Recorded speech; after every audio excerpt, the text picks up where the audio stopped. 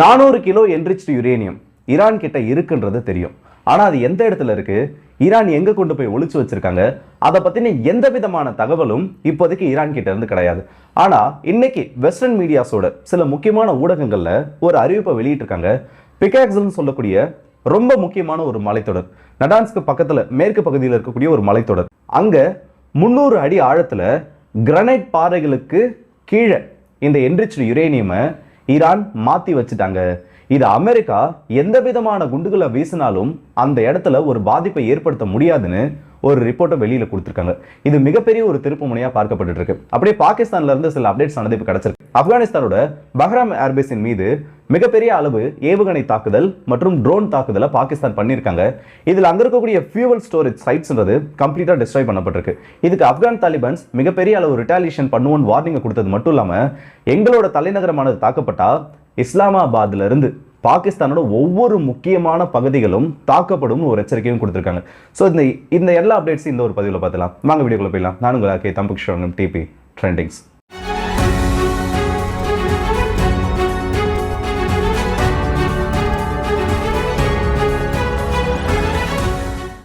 ஆக்சுவலாக ஈரானில் வந்திருக்கக்கூடிய ஒரு செய்தியை பார்க்கறதுக்கு முன்னாடி ரொம்ப முக்கியமான ஒரு விஷயத்தை நான் சொல்லணும்னு நினைக்கிறேன் இந்த இடத்துல. ஏன்னா அந்த ஃபியூவல் ஷார்டேஜ் பற்றி நானும் நிறைய வீடியோஸில் பேசிட்டு இருக்கேன். அதுக்கு வரக்கூடிய கமெண்ட்ஸை என்னால் பார்க்க முடியுது. சில பேர் ஆமாம் இது உண்மைன்னு சொல்லக்கூடிய நபர்களும், சில பேர் இல்லை இது உண்மையிலே தட்டுப்பாடுன்னு சொல்லக்கூடிய நபர்களும் இருக்காங்க. ஆனால் நிறைய ஊடகங்கள் இந்த இடத்துல மக்களை ஒரு பதட்டத்திலேயே வச்சுட்டு இருக்காங்க. அதில் முக்கியமாக ஒரு 2 நாளைக்கு முன்னாடி வந்திருக்கக்கூடிய ஒரு செய்தி, ராய்டர்ஸில் சென்னையோட கரஸ்பாண்டன்ட் ஒருத்தர், நம்ம தமிழ் ஆளு தான், அவர் மூலியமா வெளியில வந்திருக்கக்கூடிய ஒரு செய்தி என்ன மென்ஷன் பண்ணியிருக்காங்கன்னா, இந்த மாதிரி இந்தியாவில் கேஸ் ஷார்டேஜ் அந்த மாதிரி நிறைய விஷயம் நடக்கிறதுனால இங்க இருக்கக்கூடிய மக்கள் எல்லாரும் சூடான உணவுகளை தவிர்த்து அதை மொத்தமா விட்டுட்டு அடுத்த கட்டத்தை நோக்கி போக ஆரம்பிச்சிட்டாங்க. இந்த ஆர்டிகல் பார்க்கறதுக்கு உங்களுக்கு சாதாரணமா தெரியலாம், ஏன்பா என்ன ஏதோ சாதாரணமா பேசியிருக்காங்கன்னு. ராய்டர்ஸ்னு சொல்லக்கூடியது ஒரு இன்டர்நேஷனல் செய்தி ஊடகம். அண்ட் அது மட்டும் இல்லாம நிறைய நாடுகள் அதோட இம்பாக்ட்ன்றது அதிகம், இன்க்ளூடிங் இந்தியாவிலையும். அப்படி இருக்கப்போ இல்லாத ஒரு ஷார்டேஜ் எல்பிஜி முதற்கொண்டு இப்போதைக்கு நம்ம அந்த இனிஷியல் ஸ்டேஜஸ் கூட இன்னும் அட்டைன் பண்ணல. எல்லாம் இந்த பேனிக் பையிங் பண்றதுனால, அவசரமா இந்த பயத்துல வாங்குறதுனால செயற்கையே ஒரு தட்டுப்பாடு உருவாயிருக்கு. அதுக்காக நான் தட்டுப்பாடு இல்லைன்னு சொல்லல. இன்னும் 2 வாரங்களாவது ஆகும் நம்ம குறைஞ்சபட்சம் அந்த கிரைசிஸ் அந்த ஃபர்ஸ்ட் லெவலுக்குள்ள நம்ம போகணும். ஏன்னா நம்ம கிட்ட அந்த அளவுக்கு ரிசர்வ்ஸ் இருக்கு. இங்க இருந்துட்டு இங்க இருக்கக்கூடிய மக்கள் சூடான உணவுப் பொருட்களை சாப்பிடல. இங்க இருக்கக்கூடிய மக்கள்லாம் இதெல்லாம் சொல்றது என்ன மாதிரி ஆர்டிகல்னு எனக்கு தெரியல. அதுவும் நம்ம தமிழ்நாட்டில் இருந்துட்டு இந்த தமிழ்நாட்டை பத்தி ஒரு ஆர்டிக்கலை இவ்வளோ மோசமா கொச்சைப்படுத்துற விதமா ஒரு மற்ற நாட்டு ஊடகங்களுக்கு எழுதுறது என்ன விதமான நியாயம் தெரியல. ஆக்சுவலாக இது இத்தனை நாள் என் கண்ணில் படல, இன்னைக்கு தான் பார்க்குறேன் அவ்வளோ பெரிய ஒரு பிரச்சனை போயிட்டு இருக்குன்னு சொல்லிட்டு. ஸோ பணத்துக்காக இல்லை அவங்க கொடுக்குற காசுக்காக எல்லாத்தையும் செய்யலாம், இல்லை எல்லாத்தையும் எழுதலான்னு ஒரு இது இருக்குல்ல, அது அவங்களுக்காக தெரியணும். மற்றபடி இதில் என்ன சொல்றதுன்னு எனக்கு தெரியல. இதை நான் பார்த்தேன், கண்டிப்பாக உங்ககிட்ட பேசணும்னு நினைச்சேன், அதனால காமிக்கிறேன். இதை பற்றின உங்களோட கருத்துக்கள் என்னன்னு மறக்காம கமெண்ட்ஸ் சொல்லுங்க. இப்போ மெயினாக ஈரானோட விஷயத்துக்கு போவோம். ஈரானில் 400 கிலோ என்ரிச்டு யுரேனியம் இருக்குப்பா. ஏண்டா நீ அதை நிறைய வீடியோவில் சொல்லிட்ட, எல்லா ஊடகங்களையும் அதான் சொல்றாங்க. அதுக்கு என்ன எப்பன்னு கேட்குறீங்களா? அதில் தான் விஷயமே இருக்கு. 400 kilo enriched uranium 10 crude bombs வரைக்கும் செய்ய முடியும், 60% வச்சு சுத்திகரிக்கப்பட்ட அந்த யுரேனியம் வச்சு. ஆனால் ஈரான் அதை இப்போ எங்கே வச்சிருக்காங்க? இஃப்ஷான், நட்டான்ஸ் ஃபெசிலிட்டி, ஃபாடோ ஃபெசிலிட்டி, இது எதுலையுமே அந்த என்ரிச்டு யுரேனியம் கிடையாது. ஆரம்பத்துலலாம் அமெரிக்காவோட உளவுத்துறை ரிப்போர்ட்ஸ்ல வந்ததா நிறைய செய்தி ஊடகங்கள் ஒரு செய்தியை வெளியிட்டாங்க. அமெரிக்கா அவங்களோட ஸ்பெஷல் யூனிட்ஸ், டெல்டா ஃபோர்ஸஸ் மாதிரி இருக்கக்கூடிய ரொம்ப ஸ்பெஷலான யூனிட்ஸை உள்ள அனுப்பி தாக்கப்பட்ட ஃபெசிலிட்டிஸ்ல இருக்கக்கூடிய அந்த என்ரிச்டு யுரேனியமை கைப்பற்ற போறாங்க. இது ரொம்ப பெரிய அளவுக்கு அமெரிக்கா சீக்கிரட்டா பிளான் பண்ணிட்டு இருக்காங்க. அந்த இடத்துல இருந்து இந்த யுரேனியம் எடுத்துட்டா ஈரானோட நியூக்ளியர் ப்ரோக்ராம் மொத்தமா டெஸ்ட்ராய் ஆயிடும்னு ஒரு செய்தி விட்டாங்க. ஆனா இன்னைக்கு அதே ஊடகங்கள் பிகாக்ஸ்னு சொல்லக்கூடிய ஒரு மவுண்டன், நடான்ஸோட மேற்கு பகுதியில் இருக்கக்கூடிய ஒரு மலைத்தொடர், அதுல கடந்த ஒரு 4 மாசமா ஈரான் யாருக்கும் தெரியாம மிகப்பெரிய அளவு அண்டர் கிரவுண்ட் கன்ஸ்ட்ரக்ஷன்ஸை பண்ணியிருக்காங்க. அந்த அண்டர் கிரவுண்ட் கன்ஸ்ட்ரக்ஷனுக்கு என்ட்ரி பாயிண்ட்ன்றதே நிறைய இடத்துல பசில் மாதிரி மாத்தி உள்ள யாரு வந்தாலும், அதுக்கான ஆக்சஸ் இல்லாத நபர்கள் யாரு உள்ள வந்தாலும் யுரேனியம் அடைய முடியாதபடி அதை உள்ள ஒளிச்சு வச்சிருக்கிறதா இன்னைக்கு சில சேட்டலைட் இமேஜஸ் கொடுத்திருக்காங்க. அந்த மலைத்தொடரோட புகைப்படங்கள் வெளியில வந்தது மட்டும் இல்லாம கடந்த 3 மாசத்துல அங்க எந்த அளவுக்கு கன்ஸ்ட்ரக்ஷன் ஆக்டிவிட்டி நடந்திருக்கு, கடந்த 2 மாசத்துல எந்த அளவுக்கு அந்த வேலைகள் துரிதப்படுத்தப்பட்டிருக்குன்னு எல்லாத்தையும் தெளிவா இந்த இடத்துல வெளியில காமிச்சிட்டாங்க. அமெரிக்கா கிட்ட இருக்கிறதுலே ரொம்ப பவர்ஃபுல்லானது பார்த்தா GB-57. அந்த குண்டுகள் அந்த இடத்துல வீசினா எதுவும் ஆகாதான்னு கேட்டீங்கன்னா, முதல்ல அந்த குண்டுகளோட டைனமிக்ஸ் என்ன, அதனால அதிகபட்சம் 200 அடி மலையா இருந்தாலும் சரி இல்லை மண்ணா இருந்தாலும் சரி, அந்த 200 அடிக்கு கீழே இருக்கக்கூடிய பொருளை பெனட்ரேட் பண்ணி போய் அதனால தாக்க முடியும். அதுவே ரெயின்ஃபோர்ஸ்டு கான்கிரீட்டா இருந்தா, ஹெவியா நம்ம கான்கிரீட் போட்டு வச்சிருப்போம்ல, அந்த கான்கிரீட்டா இருந்தா 80 அடியிலிருந்து 90 அடி வரைக்கும் அதனால பெனட்ரேட் பண்ணி உள்ள போக முடியும். இதுதான் அதோட வேலை, அவ்வளோதான் அந்த ஒரு குண்டுகள்னால பண்ண முடியும். ஆனால் இந்த ஒரு மலைகளுக்கு கீழே, இந்த பிகாக்ஸ்னு சொல்லக்கூடிய அந்த ஒரு மலைக்கு கீழே 320 அடிகள் ஆழத்தில் இந்த என்ரிச்டு யுரேனியம் கொண்டு போய் வச்சிருக்கதா சொல்லியிருக்காங்க.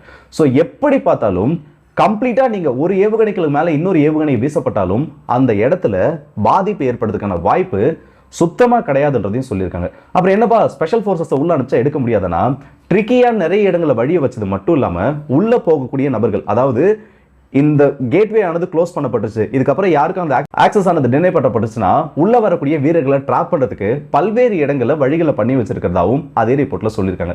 சரியா இருக்கே, இப்போ 200 அடிக்கு வரைக்கும் அந்த ஒரு GBU-57 குண்டுனால டிராவல் பண்ண முடியும்னா, இப்போ நட்டான்ஸ் ஃபெசிலிட்டியில் போன தடவை இப்ஷான்லாம் வந்து தொடர்ந்து ஒன்று மேலே ஒன்று வீசிட்டு இருந்தாங்க.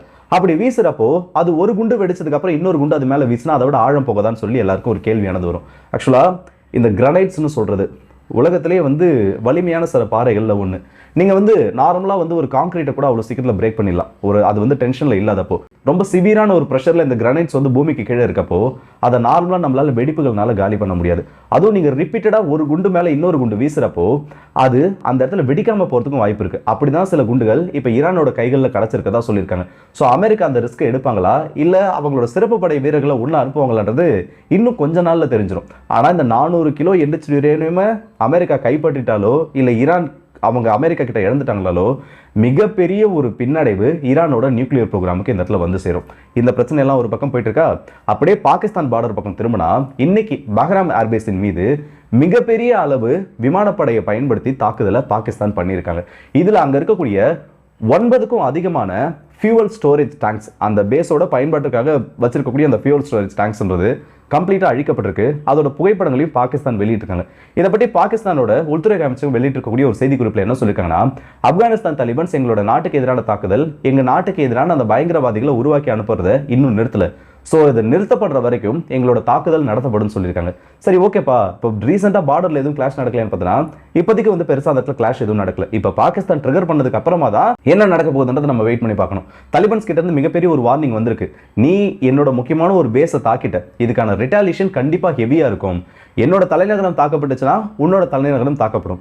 என்னோட மக்களை நீ கொன்னீனா உன்னோட மக்களின் மீது நான் தாக்குதல் நடத்தணும்னு ஓப்பனான ஒரு வார்னிங்கை கொடுத்துருக்காங்க.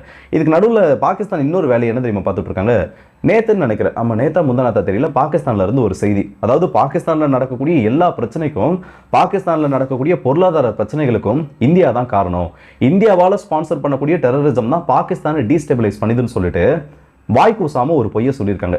ஆக்சுவலா பலூச் லிபரேஷன் ஆர்மிக்கு நம்ம இது வரைக்கும் எந்த உதவியும் பண்ணல, ஏன்னா பாகிஸ்தானோட ஸ்டாண்டை நம்ம எடுக்க போறதில்ல. இன்கேஸ் இந்தியா மட்டும் உதவிகளை தாலிபான்ஸ் மூலியமா பண்ணியிருந்தா கூட நேற்றுக்கு பலூச்சிஸ்தான் சொல்லக்கூடிய ஒரு மாகாணம் பாகிஸ்தான்ல இருந்திருக்காது. உடனே சில பேர் என்ன சொல்லுவாங்க, என்னடா பாகிஸ்தான் கிட்ட போகல, இல்லை பாகிஸ்தானை கடிக்கலன்னா உனக்கு தூக்கம் வராதான்னு சொல்லிட்டு பண்ற வேலையை கேவலமா பண்ணா அப்படிதான் பேசுவாங்க. காஷ்மீர்ல அவ்வளோ பெரிய தீவிரவாதத்தை வளர்த்து விட்டுட்டு நீ வளர்த்த தீவிரவாதம் இன்னைக்கு உனக்கே பேக் ஃபயர் ஆயிடுச்சு. எந்த ஒரு பயங்கரவாதத்தை நீ மற்றவங்களுக்கு எதிராக பயன்படுத்தணும்னு நினைச்சோ அந்த பயங்கரவாதம் இன்னைக்கு உன்னை நோக்கி திரும்பிருச்சு. அதை அவங்களால அக்செப்ட் பண்ணிக்க முடியல. சரி, ஓகே, இந்தியாவோட இல்லை இந்தியாவோட உளவுத்துறை இதெல்லாம் தான் பாகிஸ்தான் டீஸ்டெபிலைஸ் பண்ணுதுப்பா, அவங்க சொல்ற மாதிரியே வச்சுக்குவோம், இல்லை அதுக்கான வேலையை பார்க்குதுன்னு வச்சுக்குவோம்.